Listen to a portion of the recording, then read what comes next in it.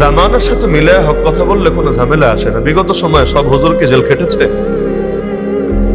কারো সমালোচনা করার জন্য বলছি না, যেটা বাস্তবতা। সবাইকে কি জেলে যেতে হয়েছে? হয় নাই। কোনো যুগেই সবাইরে জেলে যেতে হয় না, কোনো যুগেই সবাইরে মাইর খেতে হয় না। কাদেরকে জেলে যেতে হয়, কাদেরকে মাইর খেতে হয়, কাদেরকে ফাঁসির দড়ি গলায় বরণ করে নিতে হয়? যারা অন্যায়ের বিরুদ্ধে প্রতিবাদ চালায়, যারা অন্ধকারের বিরুদ্ধে আলো হয়ে চলতে চায়, যারা বিভিন্ন বাতিলের স্বার্থে আঘাত চালায় এবং তাদের ভণ্ডামির মুখোশ উন্মোচন করে দিতে চায়। আপনি চুপ থাকেন, খালি মুখটারে সামলায় রাখেন, দেখবেন আপনার কোনো শত্রু থাকবে না। আপনি চোরের বিরুদ্ধে কথা বললেন না, ডাকাতের বিরুদ্ধে বললেন না, খুনির বিরুদ্ধে বললেন না, ধর্ষকের বিরুদ্ধে বললেন না, সন্ত্রাসের বিরুদ্ধে বললেন না, দুর্নীতিবাজের বিরুদ্ধে বললেন না, চাঁদাবাজের বিরুদ্ধে বললেন না, মাদক কারবারের বিরুদ্ধে বললেন না, চোরাচালানকারীর বিরুদ্ধে বললেন না, এরকম যত অন্যায় আছে কারো বিরুদ্ধে কথা বললেন না, আপনার কোনো শত্রু থাকবে না। এজন্য বাংলায় বলে বোবা মানুষের শত্রু নেই, বোবা মানুষের শত্রু নেই। শত্রু হবে কেন?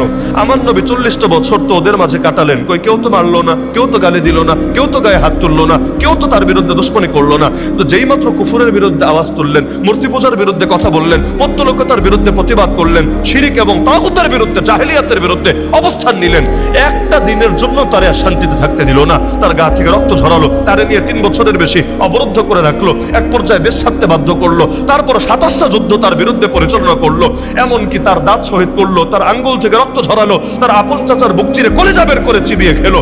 এত জুলুম, এত নির্যাতন, এত রক্ত, এত কষ্ট কেন? মূল কারণ তো এটাই, অন্যায়ের বিরুদ্ধে প্রতিবাদ করেছেন, কুফর শিরকের বিরুদ্ধে গর্জে উঠেছেন, জাহেলিয়াতের বিরুদ্ধে অবস্থান নিয়েছেন।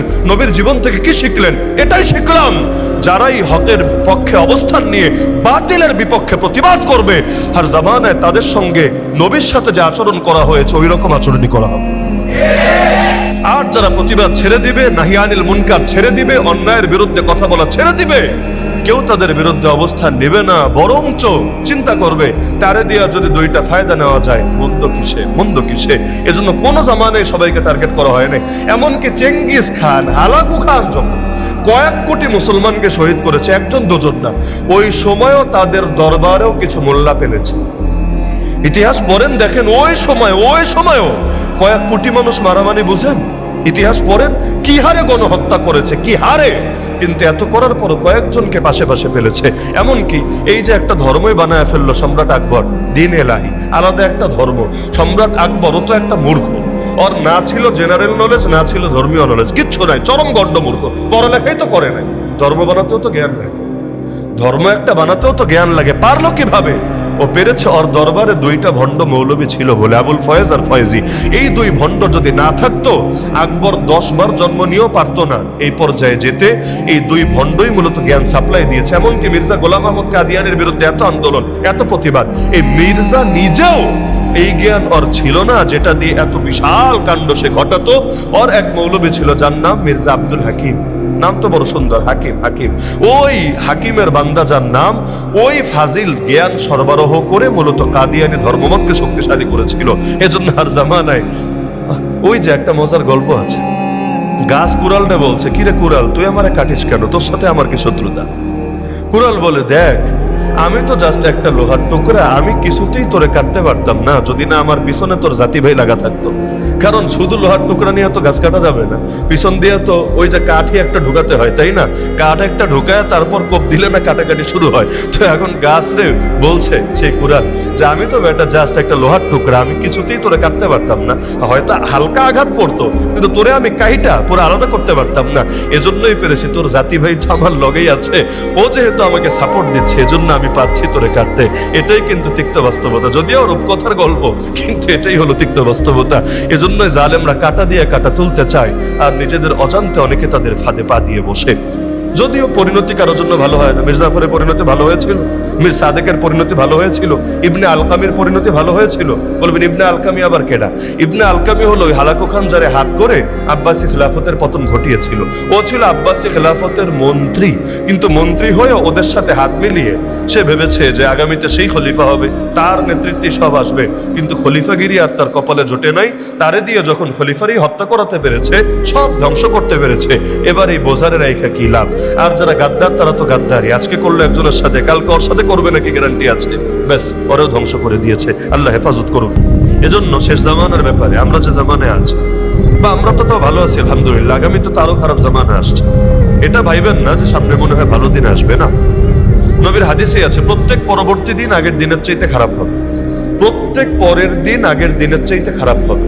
এই হাদিসটা শুনে একজন তার উস্তাদকে প্রশ্ন করেছিল, যিনি হাদিসটা বর্ণনা করেছেন, তাকে প্রশ্ন করলো, উস্তাদ এমনই যদি হয় যে প্রত্যেক পরবর্তী দিন আগের দিনের চাইতে খারাপ হবে, আর নবী যা বলেছেন সত্যই তো বলেছেন, তাহলে আমরা তো দেখতে পাই ইয়াজিদের মতো জালেমের পরেও ওমর বিন আব্দুল আজিজের মতো ভালো শাসক এসেছে, এটা সম্ভব হলো কিভাবে? যদি খারাপই হয়, খালি খারাপই হয়, তাহলে ইয়াজিদের পর তো আরো বড় ইয়াজিদ আসবে, কিন্তু ইয়াজিদের পর ওমর বিন আব্দুল আজিজের মতো ভালো মানুষ আসলো কিভাবে? খলিফায়ে রাশেদ, খুলাফায়ে রাশেদিনের পরেই যার নামটা বিশেষভাবে আসে, তিনি আসলেন কিভাবে? তিনি এক বাক্যে ব্যাখ্যা দিলেন, সুবহানাল্লাহ, বড় আজীব ব্যাখ্যা। তিনি বললেন, আল্লাহ মাঝে মাঝে একটু শ্বাস ফেলার জন্য ছাড় দেয়। আল্লাহ মাঝে মাঝে একটু শ্বাস ফেলার জন্য, শ্বাস মানে লাগাতার হতে থাকলে তো এটা বান্দা টিকতে পারবে না, একটু শ্বাস ফেলার জন্য হালকা একটু বিরতি দেয়। এজন্য দেখবেন ভালো মানুষগুলো কমই টেকে। ওমর বিন আব্দুল আজিজ এত নামি দামি বাদশা, তো শাসন করেছেন মাত্র 2 বছর, মাত্র 2 বছর। অথচ এক একটা জালেমের ক্ষমতা শুরু হয় আর শেষই হয় না, ঠেইলা ধাক্কায় সরানোই যায় না, মরেও না। এগুলোর হায়াতকে আজিব, রোগ ব্যাধিও বেশি হয় না। ওই ফেরাউনের নাকি ওই মানে যেই কয়দিন বাদশাহী করলো, ওর নাকি জ্বর সর্দি কাশিও হয় না। আর আমি তো আর দেখি নাই ফেরাউন, ইতিহাসে দেখেছি ওর নাকি জ্বর সর্দি কাশিও হয় নাই। মানে আল্লাহ ছাড় কত ভাবে দেয়, যদিও ছেড়ে দেয় না, এক সময় গিয়ে ধরে। অপরদিকে দেখবেন ভালো মানুষরা কেমন জ্বলে ওঠার আগেই নিভে যায়, শুরু হওয়ার আগেই শেষ হয়ে যায়। এজন্য মাঝে মাঝে আল্লাহ শ্বাস ফেলার জন্য ছাড়টার দিতে পারেন, কিন্তু এটা ভাইবেন না পরীক্ষা শেষ হবে।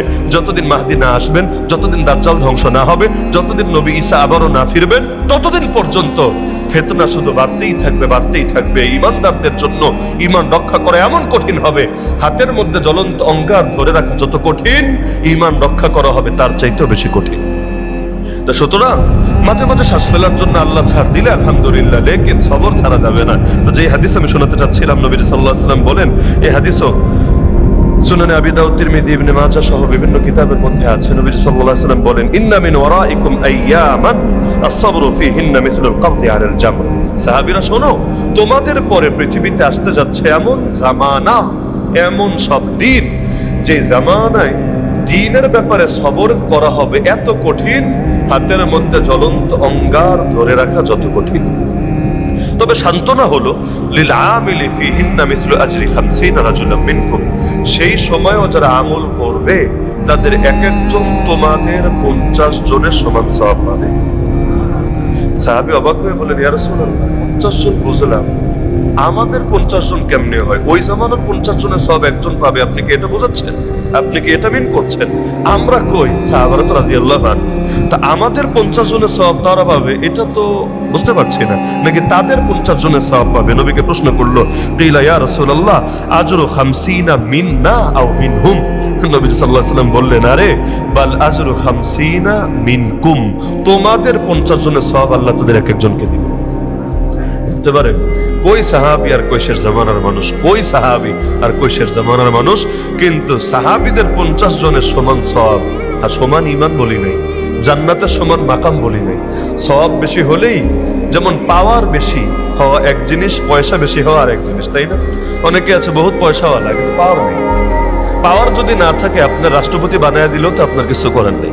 আপনারা সবচাইতে বড় পদ দিয়ে দিলাম, আপনি প্রেসিডেন্ট, বাংলাদেশের প্রেসিডেন্ট, কিন্তু আমার কথায় উঠতে হয়, আমার কথায় বসতে হয়, আমি বললে সাইন দিতে হয়, আমি বললে সাইন ছাড়তে হয়। আমার দলের লোক হলে তারে ওই ফাঁসির রায় হলে মুক্তি দিয়ে দিতে হয়, ওই প্রাণ ভিক্ষা যেটা বলে নাউজুবিল্লাহ, ওইটা দিতে হয়। আর দলের না হলে আপনি যতই চান তার বিরুদ্ধে কঠোর অবস্থানে নিতে হয়, আমি বললে গিয়ে ফিতা কাটতে হয়। এমন যদি হয়, আপনি রাষ্ট্রপতি হলেই কি, আপনি দারোয়ান হলেই কি, আপনি তো পাওয়ার নাই। পাওয়ার ছাড়া পদের তো কোনো দাম নেই, পাওয়ার ছাড়া পদের কোনো দাম নাই। বিগত আমলে এমন হয়েছে না, বহু এলাকা এদিকেও রাস্তা ভালো, ওদিকেও রাস্তা ভালো, মাঝখানে ভাঙা। আপনারা দেখেছেন কিনা জানি না, আমি বহুত দেখেছি। একই রাস্তা, ওদিকেও কাজ হয়েছে, এদিকেও হয়েছে, নির্দিষ্ট একটি ইউনিয়নে হয় নাই। কেন হয় নাই? কারণ এই ইউনিয়নের চেয়ারম্যান অন্য দল করে। এখন যেহেতু অন্য দল করে, হাতে মারবে না ভাতে মারবে, আর কি হাতে মারবে না, তবে ভাতে মারবে। কোন উন্নয়নই হয় না যাতে করে এলাকার মানুষ বুঝে এটিতে ভোট দিয়া লাভ নাই, যেই দল ক্ষমতায় থাকে ওদের লোকেরই চেয়ারম্যান বানানো দরকার, মেম্বার বানানো দরকার, টুকটাক কাজ হবে। না হলে এমন চিপায় ফেলে রাখবে, বেচারা যতই সৎ হোক কিছু করার নাই, উপর থেকেই পাস হবে না, সে তো সিরিয়ালই পাবে না। এমনটা হয় অনেক সময়। তো এখন আল্লাহ রাসূল সাল্লাল্লাহু আলাইহি ওয়াসাল্লাম জানাচ্ছেন যে তোমাদের 50 জনের সমান সওয়াব তারা পাবে, কিন্তু এর মানে এটা না যে সাহাবীদের চাইতে দামি হয়ে যাবে, নাউজুবিল্লাহ। যেই চোখ নবীকে দেখেছে ওই চোখ কই পাবে? যেই হাত নবীর খেদমত করেছে ওই হাত কই পাবে? আরে যেই জীবন নবীর সোহবতে ধন্য হয়েছে ওই জীবন কোথায় পাবে? ইবাদত বেশি করলেই যদি দাম বেশি বাড়তো, জান্নাতে আমরা তো সিরিয়ালই পেতাম না, ফেরেশতারাই দখল করে রেখে দিত।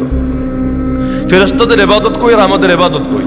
খালি ইবাদতের পরিমাণ বাড়লেই দাম বাড়ে না রে ভাই। নবীর অনেক সাহাবী একদিনও আয়াত পায় নাই, মানে ঈমান এনেছে ওই দিনই শহীদ হয়েছে, ঈমান এনেছে ওই দিনই শহীদ হয়েছে। কিন্তু আমি যদি 100 বছরও বাঁচি আর প্রতিদিন আমল করি, তবুও সেই সাহাবীর পায়ের ধুলার সমানও হতে পারবো না। নবীর সোহবতের ঈমান তো আলাদা। তো আল্লাহ রাসূল সাল্লাল্লাহু আলাইহি ওয়াসাল্লাম বললেন যে ওই সময় এত সওয়াব হবে। কেন হবে এর ব্যাখ্যাও নবীজি দিয়েছেন। ইন্নাকুম তাজিদুনা আলাল খাইরি আওয়ানা ওয়া লা ইয়াজিদুন, তোমরা তো ভাই নেক কাজ করতে গেলে অনেক সাথী সঙ্গী পাচ্ছ, সহযোগী পাচ্ছ। এটা ওই সময়ের কথা যখন ইসলাম প্রতিষ্ঠিত হয়েছে, মক্কা মদিনা সব স্বাধীন হয়ে গিয়েছে, ওই সময়ের কথা যে তোমরা তো ভালো কাজ করতে গেলে অনেক সঙ্গী পাচ্ছ, কিন্তু ওই জামানার লোকেরা পাবে না। একাকী তাদেরকে ঈমান রক্ষার লড়াই চালাতে হবে। এজন্য তাদের মর্যাদা এত বাড়বে। এত এশার পরপর ঘুমিয়েছে, ঘুম শেষ হয়েছে এমন না, বরঞ্চ সারা রাত সে ঘুমায় নাই। এখন ঘুমের বড় জরুরত, কিন্তু শেষ রাত, যেহেতু শেষ রাত, আল্লাহ রাব্বুল আলামিন দুনিয়ার নিকটবর্তী আসমানে চলে আসেন, বান্দাকে ডাকতে থাকেন, বান্দা তোর কি লাগবে বল, তোর যা লাগবে আমি দিয়ে দিব। আলহামদুলিল্লাহ আমাদের বহুত বুজুর্গরা এমন ছিলেন, যেমন মুফতি আমিন রহমাতুল্লাহ আলাইহির ব্যাপারে শুনেছি। একদিকে তো রাজনীতিবিদ ছিলেন, এমপিও তো ছিলেন, কত ধরনের ব্যস্ততা। একদিকে মাদ্রাসা শাইখুল হাদিস, একদিকে ওয়াইজ বয়ানও করেন, আর একদিকে আবার এত বড় এমপি সাহেব, তার কত ধরনের জরুরত। লেকিন হযরতের খাস শাগরেদরা আমাদের কাছে সাক্ষ্য দিয়েছেন যে কোন রাত্রে, তাতে কখনো এমন হতো মাহফিল থেকে ফিরেছেন রাত 2:30 3টায়, অথবা অন্যান্য কাজ শেষ করতে করতেই বহু রাত হয়েছে, কিন্তু আমরা কোন রাত্রে দেখি নাই তাহাজ্জুদের নামাজ না পড়ে রাত কাটিয়েছেন। কখনো এমন হতো আমাদের শরীর চলতো না, আমরা গিয়ে শুয়ে পড়তাম, কিন্তু তিনি ঠিকই, দেখা যাচ্ছে তারও হয়তো শরীর দুর্বল লাগছে, কিন্তু ঠিকই জায়নামাজে দাঁড়ায় গেলে কেমন যেন আলাদা একটা শক্তি এসে ভর করতো, লম্বা লম্বা নামাজ পড়ে ফেলতেন। তাহলে ওই যে নবীজি এটা বলছেন যে স্বাভাবিক তাহাজ্জুদ না, লম্বা সফরে গিয়েছে, শরীর আর চলে না, সবাই ঘুমায় গেছে, কিন্তু তখনও সে উঠে আলাদা হয়ে ইয়াতামাল্লাকুনি ওয়া ইয়াতলু আয়াতি, আমাকে ডাকছে, আমার আয়াত তেলাওয়াত করছে। নবী বলেন রব্বুল আলামিন তারও বড় ভালোবাসেন। কয় শ্রেণী গেল? 2 শ্রেণী। অনেকের কাছে হয়তো এই পয়েন্টগুলো নতুন, মানে বহুত শ্রেণীতে এমন শুনি আল্লাহ ভালোবাসেন, কিন্তু আজকে যে 3 শ্রেণীর কথা আমরা আলোচনা করছি, তিরমিজি, নাসাই এবং মুসনাদে আহমদের হাদিসের আলোকে 3 শ্রেণীর 2 শ্রেণী হয়তো অনেকের কাছেই নতুন। 3 নম্বর এবং সর্বশেষ শ্রেণী, আর যেটা বলার জন্য এই পুরো আলোচনাটা বা পুরো হাদিসটা টানলাম, নবীজি সাল্লাল্লাহু আলাইহি ওয়াসাল্লাম বলেন 3 নম্বর হলো ওয়া রাজুলুন কানা ফি সারিয়া, এমন একজন লোক সে কোনো যুদ্ধ বাহিনীর ভেতরে ছিল, মানে যোদ্ধাদের কোনো টিম ময়দানে পাঠানো হয়েছে, সেখানে সেও ছিল। যুদ্ধ করতে করতে এক পর্যায়ে অবস্থা এমন হলো ফালাকুল আদু ওয়া ফাহুজিমু, শত্রু বাহিনীর সঙ্গে তাদের তুমুল লড়াই হলো, এক পর্যায়ে তারা হেরে গেল। যুদ্ধে নামলেই জিতবে এটা তো জরুরি না, জিততেও পারে হারতেও পারে, তার বাহিনী যুদ্ধের ময়দানে হেরে গেল। এখন বাহিনীর আর চলার মতো শক্তি নাই বা মোকাবেলা করার মতো অবস্থা নাই, তারা হয়তো ফিরবে যুদ্ধের ময়দান থেকে যান বাঁচানোর জন্য বা দুনিয়ার ধান্দার জন্য পালানো তো না যায়, কিন্তু কৌশল হিসাবে যে একটু পিছায় আসবে, অন্য বাহিনীর সাথে মিলিত হবে, শক্তি আরো মজবুত করবে, এরপর গিয়ে আবার আক্রমণ চালাবে, এটা তো নিষেধ না, কোরআনের মধ্যে এটা আছে। তো তারা হেরে গেছে, তাদের আর শক্তি, মানে এই শক্তি নাই বাহিনীর সঙ্গে মোকাবেলা করবে। কিন্তু নবীজি বলেন ফাআকবালা বিসাদরিহি হাত্তা ইউকতাল আও ইফতাহুল্লাহু লাহু, তখন একজন লোক সে তার বুক টান টান করে জালেমের সামনে একা আগায় গেল, পুরো বাহিনী শেষ, তার সঙ্গে কেউ নেই, সে একা। ফাআকবালা বিসাদরিহি, সদর মানে হলো সিনা, বুক, সে তার বুকটাকে টান টান করে সেই বাহিনীর দিকে, কাফের বাহিনীর দিকে একাই আগায় গেল। এভাবে সে একাই লড়াই চালাতে লাগলো হাত্তা ইউকতালা, যতক্ষণ না সে শহীদ হলো, আও ইফতাহাল্লাহু লা, অথবা আল্লাহ তার একার হাতেই বিজয় দিয়ে দিল। দুইটাই হতে পারে, হয়তো গাজী হলো না হলে শহীদ হলো। কিন্তু এই যে লোকটা সবাই শেষ, সে একা জালেমের বিরুদ্ধে লড়াই চালিয়ে গেল, আল্লাহ রাব্বুল আলামিন তারে বড় ভালোবাসেন। এটা আশা করি অনেকের কাছে নতুন এই পয়েন্টটা, যে এটারও যে ফজিলত আছে যে আপনি একটা লড়াইয়ে আছেন, আপনার সাথী সঙ্গীরা কেউ টিকতে পারছে না, সবাই এই সিচুয়েশনে পড়েছে যে এখন তারা ময়দান ছেড়ে চলে যাবে, লড়াই করার মতো কোনো হালতই নাই, মনোবলও নাই, কিন্তু তখনও যে নিজের বুক টান টান করে একা লড়াই চালায় যায়, মরলেও সমস্যা নাই, বাঁচলেও সমস্যা নাই, যদি সে শহীদ হয় তবু আল্লাহর মহব্বত পেয়ে যাবে, যদি কাকতালীয় ভাবে আল্লাহ তার একার হাতেই বিজয় দিয়ে দেয় তবু আল্লাহর মহব্বত সে পেয়ে যাবে। এই যে লোকটা, তার এত ফজিলত হলো কেন? ওই মূল পয়েন্ট কিন্তু ওই যে শাহবানের ব্যাপারে নবী যেটা বলেছেন, কারণ সবাই তো ছেড়েই দিয়েছে, আপাতত সবাই তো এ ব্যাপারে গাফলত এবং উদাসীনতা দেখাতে শুরুই করে দিয়েছে, কিন্তু সে একা ছাড়ে নাই, একাকী মনোযোগ এবং হাল ধরে গিয়েছে। আলহামদুলিল্লাহ, আল্লাহর কাছে তার মর্যাদা অনেক বেশি বেড়ে গিয়েছে। এজন্য শেষ জামানার ব্যাপারে আমরা যে জামানে আছি, বা আমরা তো ভালো আছি আলহামদুলিল্লাহ, আগামী তো তারও খারাপ জামানা আসছে, এটা ভাইবেন না যে সামনে মনে হয় ভালো দিন আসবে না। নবীর হাদিসে আছে প্রত্যেক পরবর্তী দিন আগের দিনের চাইতে খারাপ হবে, প্রত্যেক পরের দিন আগের দিনের চাইতে খারাপ হবে। এই হাদিসটা শুনে একজন তার উস্তাদকে প্রশ্ন করেছিল, যিনি হাদিসটা বর্ণনা করেছেন, তাকে প্রশ্ন করলো, উস্তাদ এমনই যদি হয় যে প্রত্যেক পরবর্তী দিন আগের দিনের চাইতে খারাপ হবে, আর নবী যা বলেছেন সত্যই তো বলেছেন, তাহলে আমরা তো দেখতে পাই ইয়াজিদের মতো জালেমের পরেও ওমর বিন আব্দুল আজিজের মতো ভালো শাসক এসেছে, এটা সম্ভব হলো কিভাবে? যদি খারাপই হয়, খালি খারাপই হয়, তাহলে ইয়াজিদের পর তো আরো বড় ইয়াজিদ আসবে, কিন্তু ইয়াজিদের পর ওমর বিন আব্দুল আজিজের মতো ভালো মানুষ আসলো কিভাবে? খলিফায়ে রাশেদ, খুলাফায়ে রাশেদিনের পরেই যার নামটা বিশেষভাবে আসে, তিনি আসলেন কিভাবে? তিনি এক বাক্যে ব্যাখ্যা দিলেন, সুবহানাল্লাহ, বড় আজীব ব্যাখ্যা। তিনি বললেন, আল্লাহ মাঝে মাঝে একটু শ্বাস ফেলার জন্য ছাড় দেয়। আল্লাহ মাঝে মাঝে একটু শ্বাস ফেলার জন্য, শ্বাস মানে লাগাতার হতে থাকলে তো এটা বান্দা টিকতে পারবে না, একটু শ্বাস ফেলার জন্য হালকা একটু বিরতি দেয়। এজন্য দেখবেন ভালো মানুষগুলো কমই টেকে। ওমর বিন আব্দুল আজিজ এত নামি দামি বাদশা, তো শাসন করেছেন মাত্র 2 বছর, মাত্র 2 বছর। অথচ এক একটা জালেমের ক্ষমতা শুরু হয় আর শেষই হয় না, ঠেইলা ধাক্কায় সরানোই যায় না। তাহলে যেই ইবাদতের ব্যাপারে সবাই গাফেল, সেটার ব্যাপারে সচেতন দরকার আছে নাকি নাই? আছে। তাহলে শাবান মাসের ব্যাপারে সচেতন হবেন তো ইনশাআল্লাহ। কিভাবে হবেন ওই আলোচনা হয়ে গিয়েছে। রোজা বেশি করে রাখবেন, রাজি আছেন? নফল রোজা বেশি করে রাখতে থাকেন, তাও যদি খুব বেশি নাও পারেন অন্তত সাপ্তাহিক আর মাসিকটা রাখেন। সপ্তাহে 2 দিন করে, সোমবার বৃহস্পতিবার সাপ্তাহিক আমল, এই 2 দিন হাজির করা হয়। মাসে 3 দিন, 13, 14, 15, শুধু শবে বরাতের পরবর্তী দিন না, 13, 14, 15 আইয়ামে বীজের রোজা, এই 3 দিন এটা অন্তত কন্টিনিউ করার চেষ্টা করেন। পারবেন তো ইনশাআল্লাহ? আর আল্লাহর ওয়াস্তে নেক আমল যা করতে পারেন গুনাহটা কমান।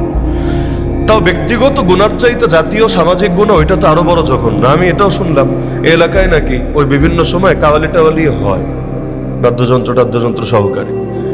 ইদানিংও নাকি করা উদ্যোগ কারাবার নিয়েছে, এবং মসজিদের সামনে, মানে লোকেশন এটাই নাকি পছন্দ হয়েছে, সত্য মিথ্যা আপনারা ভালো জানবেন, মসজিদের সামনেই নাকি করতে চাচ্ছে। এমনটা যদি হয়েই থাকে, মাসটা কোন মাস একবার মাথায় রেখেন। শাবান মাস এত মর্যাদাপূর্ণ মাস, এত গুরুত্বপূর্ণ মাস, যেই মাসের দাম যত বেশি, ওই মাসে পাপের ক্ষতিও তত বেশি। তো নিজে নিজে গান শোনে, ওইটাই তো কবিরা গুনাহ, কোনো সন্দেহ নেই, ওইটাই তো কবিরা গুনাহ। আর সেখানে বাদ্যযন্ত্র, নবীজি বলেন আল্লাহ আমাকে পাঠিয়েছে বাদ্যযন্ত্র ভাঙার জন্য। যেই নবী আসলেন বাদ্যযন্ত্র ভাঙতে, ওই নবীর নাম লাগাই আজকাল কাওয়ালি কইরা বাদ্যযন্ত্র বাজায় থাকে। এর চাইতে বড় বেয়াদবি কি হয়? যে যেটার বিরুদ্ধে আসলো, যে যেটার বিরুদ্ধে অবস্থান নিল, আপনি তার নামটাই কলঙ্কিত করছেন সেখানে লাগা। আমি তো মনে করি কাওয়ালিগুলো আরো বেশি খতরনাক। কেন? কারণ বাকি যারা গান শোনে, হিন্দি গান, ইংলিশ গান, ওগুলো বোঝে যে এটা পাপ, একদিন না একদিন তওবা নসিব হয়। কিন্তু কাওয়ালিরা তো অনেকে ইবাদত মনে করে। এবাদত তওবা কোত্থেকে নসিব হবে? ও তো এটারে এবাদত মনে করছে। এবাদত যদি মনে করে তাহলে তওবাও নসিব হবে না, কিয়ামতের দিন নবীর হাতে হাউজে কাউসারের পানিও পাবে না। সুতরাং শাবান মাসে ভালো কাজ বেশি করতে পারেন বা না পারেন, মন্দকে প্রশ্রয় দিয়েন না। কেউ কোনো অবুঝ যদি করতেও যায়, আপনারা শক্ত থাকবেন, শক্ত হাতে দমায় দিবেন। কারণ নবী বলেছেন, অন্যায় দেখলে 1 নম্বর কাজ হাত দিয়ে থামায় দেওয়া, না পারলে মুখ দিয়ে প্রতিবাদ করা। আপনারা হাতই পারবেন। সামাজিক শক্তি অবশ্যই অপরাধীদের বিচ্ছিন্ন শক্তির চাইতে বেশি। সামাজিক শক্তি অপরাধীদের বিচ্ছিন্ন শক্তির চাইতে অবশ্যই বেশি। তো সামাজিক শক্তি দিয়ে আপনারা অন্যায়কে প্রতিরোধ করে দিবেন এবং ইবাদতকে জারি রাখার চেষ্টা করবেন। বিশেষ করে যারা রোজা রাখবেন, আমার অনুরোধ থাকবে ইফতারটা মসজিদে আইসা করবেন। না দেখানোর জন্য না যে আপনি কত বড় বুজুর্গ, বরং দাওয়াতের নিয়তে।